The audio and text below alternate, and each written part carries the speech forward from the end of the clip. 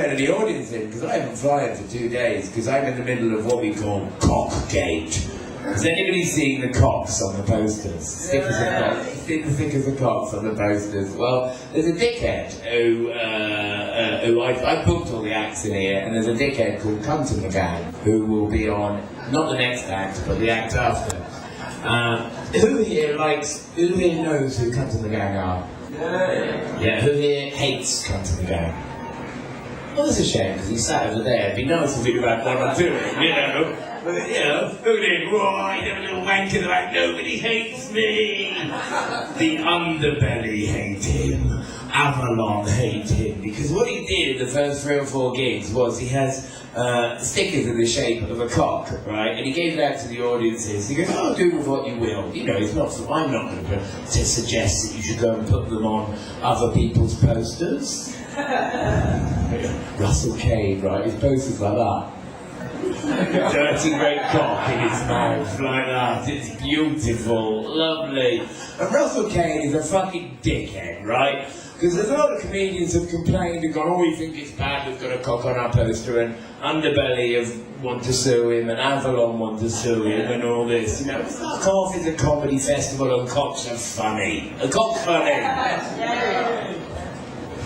Not all of you are convinced. Maybe I should get my cock out. Are cocks funny? Yes! Narrowly avoided this poor lady having my cock in her face. I've been having a little bit of trouble with my promotional material. This was my poster.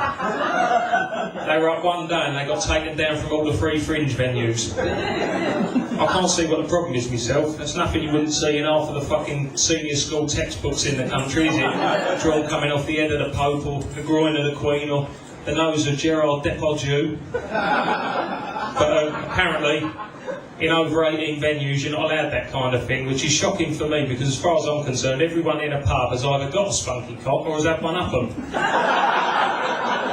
Apart from the lesbians, they don't fucking like me anyway. Has anyone seen them around? Yeah! I had the great idea of having 5,000 crudely drawn cocks made up as stickers, and I thought it'd save me going out flying if I gave them out to people in the crowd and then they went and stuck them on the posters. Yeah! And it was a fantastic idea for 4 days until the underbelly fucking wanked and cried about it and threatened to take me to court. And then I had 2 men from Edinburgh City Council turn up here and tell me they'd been round all day pulling off more than 100 cocks.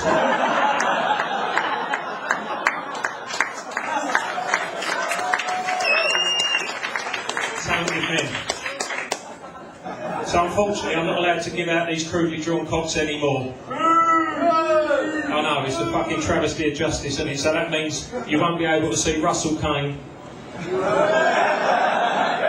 the Spank Comedy Club, and as much as I like Jerry Sadowitz, I do like him, but you can't fucking knock back an angry suck job, can you? Yeah, so the cocks are gone. And I was forced to write an apology, which I put up on posters all around the free fringe venues. There's some out there. I've got to be honest, it does become less sincere towards the bar. And finishes with the line, I'm sorry if my cock's cheesed anyone off.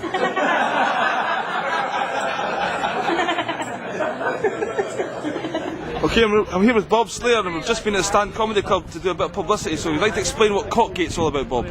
Cockgate is a load of nonsense. A load of bollocks, but a load of old cock. What's this? There's Cocks everywhere. And I booked an act called Kunt in the Gang in my venue, and he said to me, do you think it would be funny if I got some cock stickers and gave them to my audience, and sort of maybe suggested they take, or no, I don't think he ever suggested. I think they took it on their, they took it into their own hands to decorate other people's posters and to beautify them really with the cock. And I said I thought that'd be very funny, and it was funny, and they've appeared all over. And that was was it Russell Kane? Russell Kane, and Jerry Sadowitz had a couple. And then we started to get one or two people saying we don't like Cock. We don't think Cock is funny. And I think Cock is funny. And then we had all sorts of things like the Underbelly trying to sue us. Not trying to threaten to sue us. And did they approach you directly about that? Yeah, they spoke to the Laughing Horse around it, and I'm very distracted by that because we've got girls and we also what else we have? We had the City Council came round.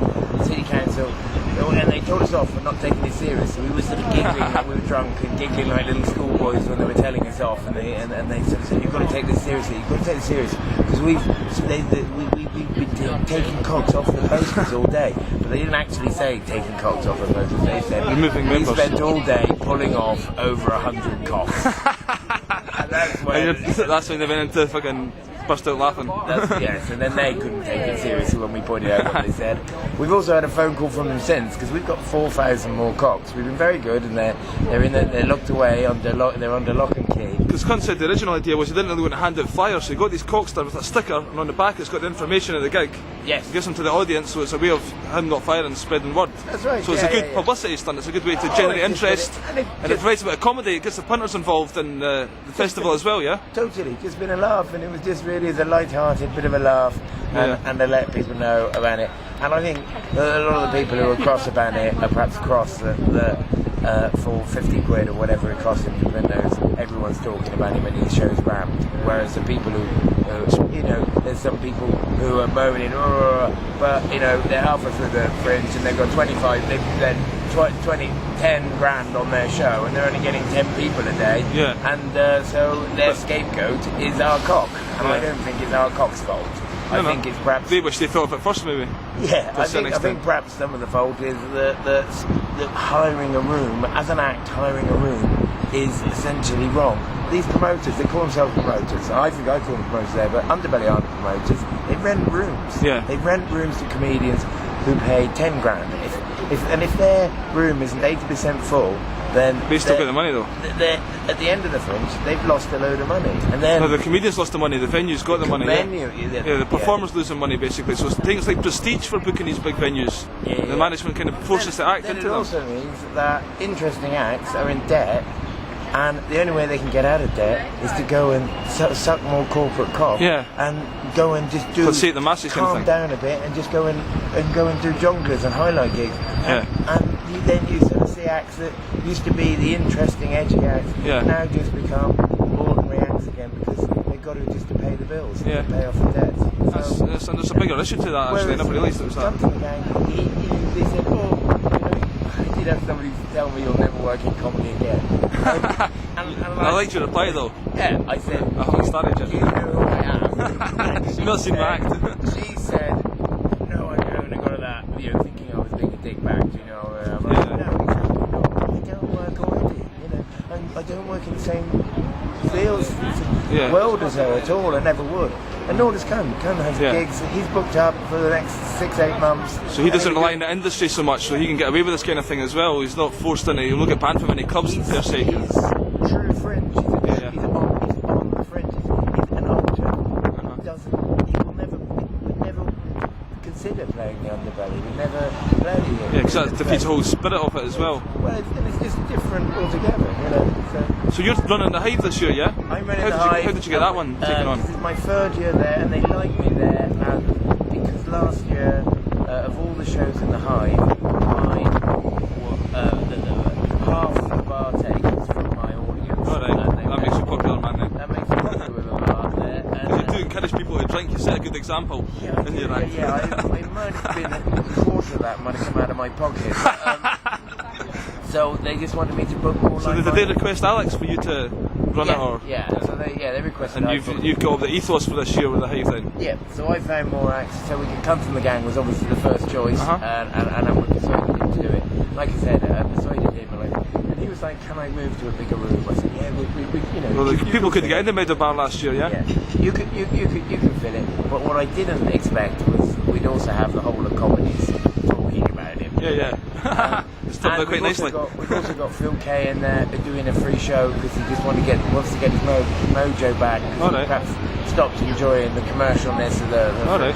and he's having a love, really enjoying every gig. Excellent. Frank Sinatra's having a good time in there. John Robinson's doing really well. Some good shows, and I want to carry on doing that as a proper fringe. The alternative fringe will continue next year, and we'll hopefully have more interesting and wild acts. Kunt will be back, I'll be back, hopefully Phil Kay, hopefully a few of the others. Sounds very good, man. Best of luck with that, and thanks for chatting to me. Thank you very much. And good luck with the rest of Cockgate. Cock off. Let's make cock off. Cheers, man.